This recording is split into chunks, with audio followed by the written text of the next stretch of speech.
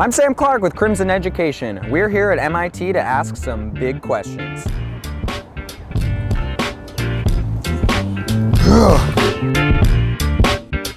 Well, what is the best thing about MIT? I'd probably say the people. The thing is, people at MIT are very spontaneous, and they're all about like just doing it. You know, if I have an idea, and let's go do something crazy, build a freaking roller coaster on East Campus. Like, we're gonna build a freaking roller coaster. You know, we're gonna do it. So. No, but like that happened like last year. You built a roller coaster? I built a roller coaster. That's awesome. The people, for sure. Lots of diversity, lots of great people here. I would agree. They're also very nice. He didn't mention that. Nice people, diverse people. You get to know a lot of people who seem very normal, but they're actually super brilliant. And you don't know that initially, but after you hang out with them, you realize that they're both super smart and super cool. And these people are my friends. So. Also, I would say the people. It's all very down-to-earth people, the people that I am with. You wouldn't necessarily expect them to be the most smart people in the world, but then when you start doing stuff with them, I'm like, oh my goodness, they're genius. So, I think it's just like acceptance of having a passion for something nerdy. Just not even something that grandiose, like just really little nerdy things, silly things that we share that like connects us, and then the support they give me and then I give them back. I think that's what I like about MIT the most. What's the worst thing about MIT? The work is very challenging, but I think that also is also a great thing as well. I don't think there really is a bad thing about this place.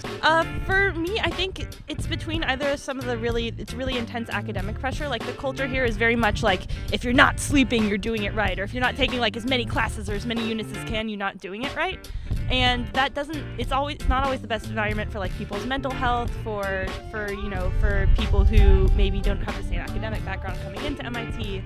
And I think that kind of culture of like if you're not like suffering, you're not doing it right, and like you should be able to like enjoy MIT and take things you love and not be drowning. I'd say the worst thing is the homework. The homework. You know, here in particular, you have to know what you're getting into. Like, it's hard work, and you got to be prepared to do it, basically. Lack of free time. Research universities in general, a lot of the professors are incentivized to focus on their research and do what may not necessarily be in the best interests of the student, but what will get them tenure and what will get them more funding for their research. What does a typical Saturday night look like for you guys? What's that laugh? Is there what happened last night? The party scene's pretty big. People love to go out and party on the weekends. I don't remember what happened. So is that a good night then? Yeah, we'll call that a good night. Okay, all right, perfect. Weekends night, usually hang out with friends. Yeah. There's no such thing as typical. I might go out partying, I might be working, I might be building a friggin' roller coaster. As you do, yeah. Yeah, so like there's nothing like, what did I do last night? What was last night? Saturday. Friday night I was at a concert.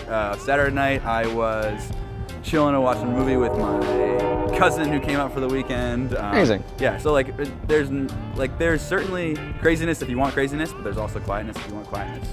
So. There's a lot to do on Saturday nights. A good portion of fraternities are having social events most Saturdays, Fridays and Saturdays. Peace at parties. Peace at parties. Just kidding. Kidding. Okay. What is a peace at party? We peace it and chill. Peace out and chill. Great. Love that. If you remember, what did you write your college application essay about?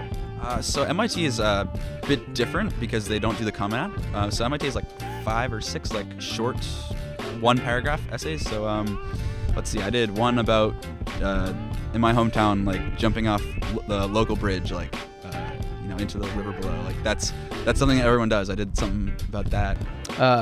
They asked kind of what do you do with free time? What do you do to kind of release? And I said play guitar, and just kind of went in on what music means to me, and I don't know, how I just kind of like to spend my free time, how I like to relax. So I'm working in an HIV vaccine lab, and I wrote something in line of that. I got interested in an HIV problem while I was senior at college, and I related to that, and it worked. I wrote about like woodworking, which is something I was really involved in high school, like playing piano, I think. I honestly just wrote about singing. I was in an a cappella group here, and I just have always, like, since I was little, sung, and it was just cool to me to be able to be like, okay, they just want to hear about something I genuinely love. So for me, the one that I remember the most is they wanted us to talk about a leadership opportunity that we've had. And for me, I wrote about the time when my family and we went on a mission trip to Juarez, Mexico.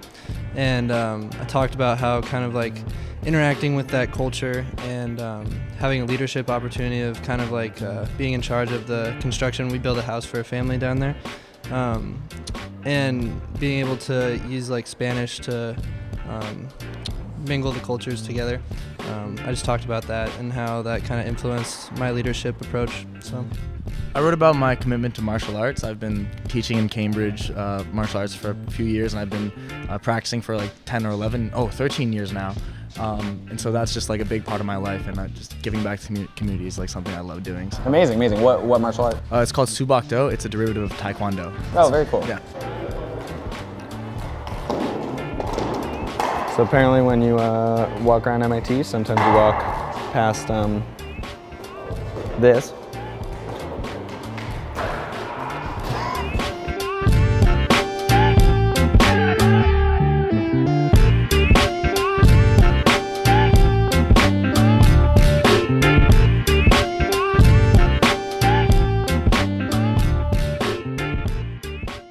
If you're interested in hearing more about the world's top universities, don't forget to subscribe.